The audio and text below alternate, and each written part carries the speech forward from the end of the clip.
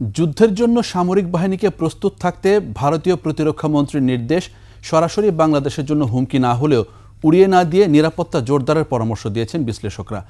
আবার অন্তর্বর্তী সরকারকে সহযোগিতার আশ্বাস না দিয়ে নিরাপত্তাহীনতার দোহাই দিয়ে প্রচ্ছন্ন হুমকিকে আগুনে ঘি ঢালার সঙ্গেও তুলনা করছেন তারা। বিস্তারিত আকবর হোসেন সুমনের রিপোর্টে। সশস্ত্র বাহিনীর জয়েন্ট কমান্ডার্স কনফারেন্সে শান্তিরক্ষায় ভারতের সশস্ত্র বাহিনীকে যুদ্ধের প্রস্তুতি নেওয়ার নির্দেশ দেন প্রতিরক্ষা মন্ত্রী রাজনাথ সিং।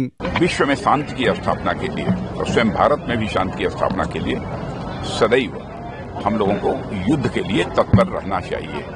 রাশিয়া, ইউক্রেন ও ইসরায়েল হামাস সংঘাত এবং বাংলাদেশ পরিস্থিতি উল্লেখ করে রাজনাথ তার দেশের সামরিক কমান্ডারদের এসব ঘটনা প্রবাহ বিশ্লেষণের পরামর্শ দেন। इस उद्देश्य से कहा था ताकि किसी भी सूरत में हमारी शांति भंग न होने पाए।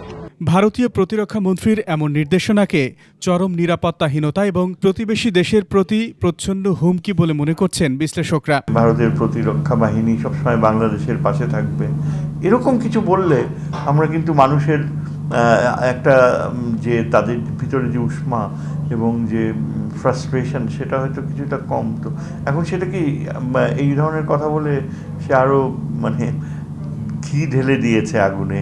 বিশ্লেষকদের মতে যুক্তরাষ্ট্র, চীন এবং ভারতের ভূ রাজনৈতিক বলয় থাকা বাংলাদেশের জন্য বার্তাটি গুরুত্বপূর্ণ। 250-টিরও বেশি ডিজাইন অপশন নিয়ে ওয়ালটন স্মার্ট ফ্রিজ, বোঝে আপনার প্রয়োজন।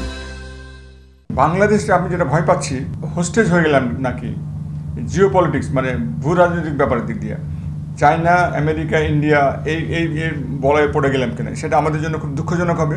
প্রত্যেকটা সিগন্যালকে আমরা সিরিয়াসলি নেব এবং আমাদের প্রস্তুতি নিতেই হবে আমাদের। এটা সামরিক বাহিনীর জন্য কথা, বাট কূটনৈতিক পর্যায়ে প্রথমে এটাকে হ্যান্ডেল করতে হবে। যে কোনো হুমকি হালকাভাবে বিবেচনা না করে সব ধরনের প্রস্তুতি রাখারও পরামর্শ বিশ্লেষকদের। এটা কঠিন বার্তা এবং আমাদের প্রস্তুতিও নিতে হবে এভাবে। আকবর হোসেন সুমন, 21 টেলিভিশন, ঢাকা।